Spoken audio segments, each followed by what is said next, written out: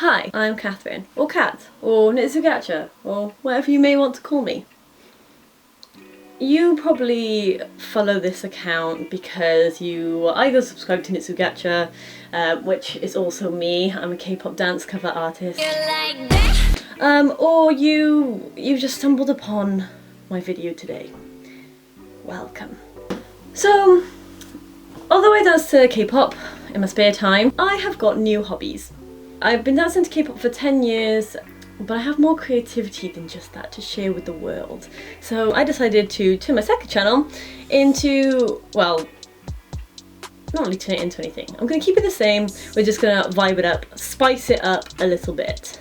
More recently I've gotten into film photography. Now that is 35mm photography. If you don't know what that is why I'm making this video. So basically, I'm very new and I'm very beginner at this. I have taken film photos here.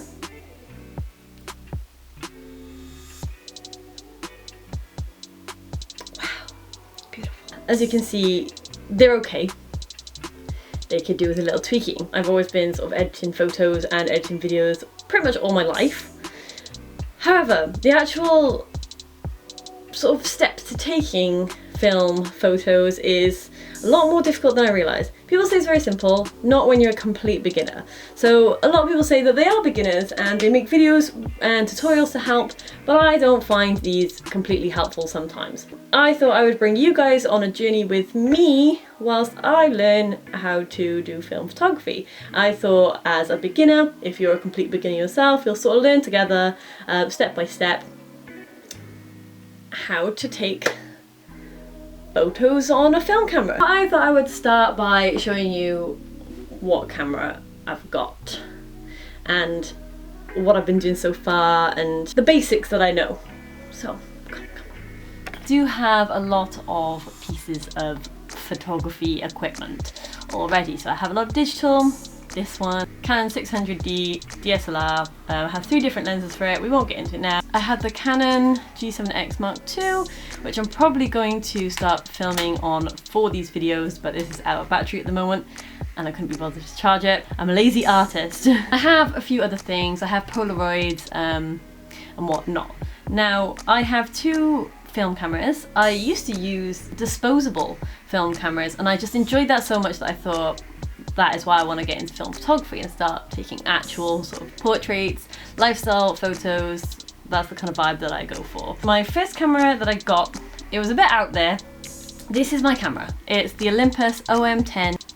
Ta-da! It is a manual camera, so obviously it's got the detachable lens, 50mm lens, which I think is pretty standard in the world of film cameras like this. This was produced in 1979 and this is an original, and I do have another one and a couple of other lenses, but I want to try and get to grips with what I've got first of all before I start panning out. Plus I broke my other camera, something with the shutter. I'm going to go get it fixed. I don't think it's anything serious from what I've seen online, it's just a bit stuck and I think it needs a few bits tweaking, probably being too vigorous cranking this.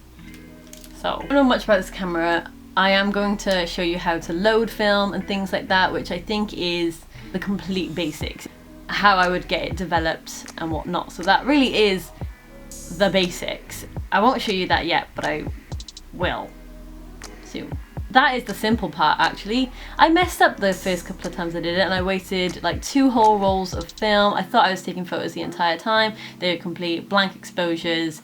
I thought I took some lovely photos on a trip to Bath at Christmas, but I hadn't. And I was disappointed. So I kind of want to stop you guys from having to go through that, but also we can learn things like ISO, aperture, shutter speed and things like that together, because that is what I struggle with. My brain is just not big enough to store this information.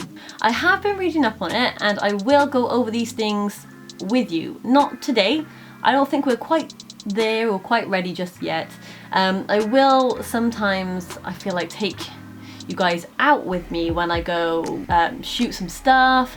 Most of the time I just shoot like my friends out and about. I've been trying to do photo shoots with my friends, as you saw earlier, with my friend Ashley, who you probably know from this channel. They went pretty well, but I feel like if I'd have known things like the aperture, shutter speed, and all that jazz, then they would have come out better, because I think once, this is just my opinion because I don't even know yet, but I think once you know about aperture and shutter speed and you practice with it a lot, then you'll have more control over what your photos are going to look like. So you'll have more control over the outcome. And that is kind of what we want as photographers, I assume. I'm not very good with taking photos myself, but that is what we're here to figure out, guys. Okay, we're gonna do this together. We are amateur photographers, film photographers at that, and we're gonna get through this together. I just want to point out as well, if you're really struggling with a manual type of camera, the best sort of thing to do to ensure that you're going to have good shots at all time is go for something like this.